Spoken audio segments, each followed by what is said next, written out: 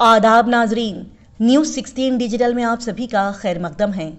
शहर बेंगलोर में वाक़ई कन्निंगम रोड दारुल औक़ाफ़ में कर्नाटका वक्फ बोर्ड चेयरमैन का इलेक्शन आज 15 मार्च 2025 हफ्ते के दिन रखा गया।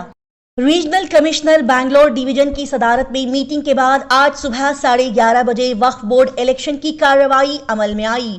चेयरमैन के ओहदे के लिए 2 बड़े दावेदार लिस्ट में सबसे ऊपर रहे, जिसमें चित्रदुर्गा के एक्स चेयरमैन अनवर बादशाह और कर्नाटका गुलबर्गा शहर के मारूफ दरगाह ख्वाजा बंदा नवाज गेसुदराज रहमतुल्लाह अलैह के सजादा नशीन जनाब मोहम्मद अली अल हुसैनी साहब का नाम सबसे ऊपर रहा। और इस इलेक्शन में कामयाब होने के लिए इन दोनों उम्मीदवारों ने अपने एड़ी चोटी का जोर लगाया है। लिहाजा बता दिया जाए कि आज वक्फ बोर्ड चेयरमैन का इलेक्शन मुकम्मल होने के बाद एक बड़ी खबर सामने आई है कि बड़े ही अच्छे अंदाज में गुलबर्गा शहर के जनाब मोहम्मद अली अल हुसैनी साहब ने इस इलेक्शन में जीत हासिल कर ली। जी हाँ, गुलबर्गा शहर के दरगाह ख्वाजा बंदा नवाज गेसुदराज रहमतुल्लाह अलैह के सज्जादा नशीन मोहम्मद अली अल हुसैनी साहब ने इस इलेक्शन में शानदार अंदाज में कामयाबी हासिल की और वक्फ बोर्ड के नए चेयरमैन के तौर पर मुंतखब किए गए। इसमें एक चौंकाने वाली बात यह सामने आई कि एक्स चेयरमैन जनाब अनवर बादशाह इस इलेक्शन के दिन यहाँ पर मौजूद नहीं रहे और इस इलेक्शन में उन्होंने शिरकत नहीं की और उन्होंने नॉमिनेशन नहीं किया, जिसके बाद गुलबर्गा शहर के जनाब हाफिज मोहम्मद अली अल हुसैनी साहब को इस ओहदे के लिए मुंतखब किया गया, यानी कि जनाब मोहम्मद अली अल हुसैनी साहब नए चेयरमैन के तौर पर मुंतखब किए गए। आइए देखते और जानते हैं इस खबर की मजीद तफसीलात। नहमदु व नसल्ली अला रसूलिल करीम, अम्मा बाद। मैं बेहद अल्लाह ताला का मशकूर हूँ। सारी तारीफ़ अल्लाह के लिए, हुजूर अकरम सल्लल्लाहु अलैहि वसल्लम के सदक़े तुफ़ैल में और हमारे औलिया इकराम बुज़ुर्गान दीन के सदक़े तुफ़ैल में आज मुझे कामयाबी मिली है। ख़ास तौर से हज़रत ख्वाजा गेसुदराज रहमतुल्लाह अलैह, जिनके हमेशा सरपरस्ती हम पर रहती है, और मेरे वालिद बुज़ुर्गवार जो मुझे इस काम के लिए आगे बढ़ाए थे, उन्हीं की ख्वाहिश पर और उन्हीं के करम से मैं आगे बढ़ा हूँ, उन्हीं के दुआओं से आगे बढ़ा हूँ और अल्हम्दुलिल्लाह मेंबर भी बना और चेयरमैन भी बना। ये बेहद मुझे मसरत है इस बात का, और मैं उम्मीद करता हूँ कि सबसे पहले सबका शुक्रिया अदा भी करता हूँ सारे डिस्ट्रिक्ट लीडर्स जिन्होंने मुझे साथ दिया है इस चेयरमैनशिप के लिए। सारे MLAs MLCs जो माइनॉरिटी के हैं और नॉन माइनॉरिटी के हैं, सारों ने मेरे लिए बहुत कोशिशें की हैं और अल्हम्दुलिल्लाह आज रिज़ल्ट हमको देखने को मिला है। और ये नेक नियति से मैं आगे बढ़ा हूँ कि अल्लाह ताला के इस औक़ाफ़ी इदारे को जो है एक बेहतर से बेहतर तरीक़े से चलाया जाए, इसमें बेहतर से बेहतर काम अंजाम हो और इसमें जो भी प्रोविज़न्स हैं हमारे वक्फ बोर्ड में वक्फ एक्ट के तहत, उसमें हम बेहतर से बेहतर काम कर सकें और काफ़ी जायदादों में डेवलपमेंट कर सकें, ताकि हम मुसलमानों को बेहतर फ़ायदा हो और बड़े तालीम याफ्ता बने और उस काबिल बन जाएं कि अल्लाह ताला उनको ख़ुद ब खुद इस काबिल बनाए कि वो अपने आप को संभाल सकें और अपने फैमिलीज़ को भी संभाल सकें। तो असल चीज़ यही है कि हम मुसलमानों को उस काबिल बनाने की ज़रूरत है और उसी काबिलियत के लिए मैं भी आगे बढ़ा हूँ कि अल्लाह ताला मुझसे ये काम लेने के लिए मुझे इस मुकाम पर पहुँचाया है। तो मैं आगे बढ़ा हूँ और अल्लाह से भी दुआ भी करता हूँ कि अल्लाह ताला मुझे इस काम में कामयाबी अता फ़रमाए और मुझे आसानी अता फ़रमाए। ख़ास तौर से मैं गवर्नमेंट ऑफ कर्नाटका का शुक्रिया अदा करता हूँ कि मुझे उनका सबका सपोर्ट मिला, उनकी पूरी कोशिशें रही मुझे इस मुकाम पर पहुंचाने के लिए। मैं सारों का बेहद शुक्रिया अदा करता हूं। पूरे कांग्रेस की टॉप से टॉप पोजीशन से लेकर CM साहब हो, खरगे साहब हो, सारे जितने बड़े बड़े लीडर्स हैं उन सब का शुक्रिया अदा करता हूं। लेकिन हम देख रहे हैं कि आज की इस मीटिंग में अनवर बादशाह और उनके साथियों ने बायकॉट किया है, सिर्फ 5 मेंबर ही शामिल रहे। तो इस पेशरफ्त को आप कैसे देखते हैं? कहीं ना कहीं अफसोस की बात है। अफसोस की बात तो ठीक है, लेकिन मैं समझता हूँ कि जो लोग मेरा साथ दिए हैं ये भी लोग इंशाल्लाह साथ देंगे। मेरी आदत है कि मैं कभी किसी के ख़िलाफ़ कभी ना ठहरा हूँ, ना कभी किसी के ख़िलाफ़ बात किया हूँ। मैं चाहता हूँ, मैं सबको वेलकम करता हूँ और सबके साथ मिलकर काम करने का मुझे तजुर्बा भी है और मेरी आदत भी है।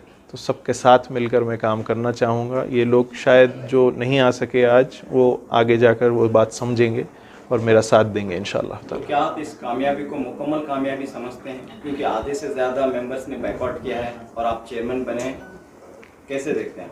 देखिए, कामयाबी तो मुझे हासिल हुई है, वो उसे मुकम्मल कहिए नामुकम्मल कहिए, मैं उसे टर्म नहीं दूंगा, लेकिन कामयाबी हासिल हुई है अल्लाह के करम से। मैं उसका शुक्रिया अदा करता हूँ और मैं समझता हूँ कि सब लोग साथ आएंगे मेरे, मुझे यकीन है इस बात का। यहाँ तक कि मैं सबका शुक्रिया अदा भी करता हूँ जिन्होंने साथ दिया है, और उनसे मैं ये भी कहूँगा जिन्होंने मेरा साथ नहीं दिया है कि वो आप लोग मुझे गलत ना समझें। मैं एक काम के लिए आगे बढ़ा हूँ, अच्छी नीयत के लिए आगे बढ़ा हूँ, और मैं चाहता हूँ कि सब लोग जुड़कर काम करेंगे तो मुसलमानों का बेहतर से बेहतर फ़ायदा हो। हम देख रहे हैं कि आखिरी मरहले तक कंपटीशन रही। कंपटीशन तो हर जगह होती है, चेयरमैन के ओहदे के लिए कई महीनों से कोशिश तगोदू जारी थी, लेकिन अचानक जो है एक बड़ा ग्रुप बायकॉट करता है और आप चेयरमैन बनते हैं, तो आइंदा का मरहला काफ़ी मुश्किल नज़र आ रहा है। नहीं, इंशाल्लाह जैसे मैंने कहा है, हम जब काम करना शुरू करेंगे तो मैं उम्मीद करता हूँ सबसे कि सब साथ जुड़ेंगे। दौर बदलता है, वक्त बदलता है, नए लोग आते हैं, नया जज्बा आता है। मैं समझता हूँ कि अली बाबा आज चेयरमैन जो इंतखाब थे, जो वक्फ बोर्ड के चेयरमैन के इंतखाब थे, उसमें आज कामयाब हुए हैं। मैं समझता हूँ कि वक्फ बोर्ड के लिए एक नया दौर है, एक नई सोच है। ये प्रो वाइस चांसलर होने की का जो उनका एक्सपीरियंस है, मैं समझता हूँ कि आज वक्फ बोर्ड में जो विशनरी एक सोच चाहिए था, आज अली बाबा उस विशनरी सोच को चांसलर या वो विशनरी सोच जो है उसको यहाँ पे इम्प्लीमेंट करने, और हमारे जो बहुत सारे इदारे हैं उसको कैसे मैनेज किया जा सकता है, उसको कैसे एक नई एक पाथ, एक नया रास्ता उसको बनाया जा सकता है। इनके इस टेन्योर में मैं समझता हूँ कि एक नई सोच, एक नया जज्बा और एक नया एक सिस्टम आने का एक हम उम्मीद करते हैं। मैं बहुत मुबारकबाद देता हूँ चेयरमैन साहब को कि आपकी सोच इस कौम की उम्मीद बनने वाली है। बहुत शुक्रिया। सर, तजुर्बा कई सारे फील्ड में है, लेकिन इसमें पहला तजुर्बा है, तो क्या लगता है सर तजुर्बे पे उतर आएंगे? देखिए, एक यूनिवर्सिटी के चांसलर होने का एक जो एक्सपीरियंस होता है, वहाँ पे एक रिसर्च सेंटर होता है, वहाँ पे एग्जामिनेशन सेंटर्स होते हैं, एकेडमिक्स होती हैं, और इतने हज़ारों बच्चे जो पढ़कर निकलते हैं, कामयाब होते हैं।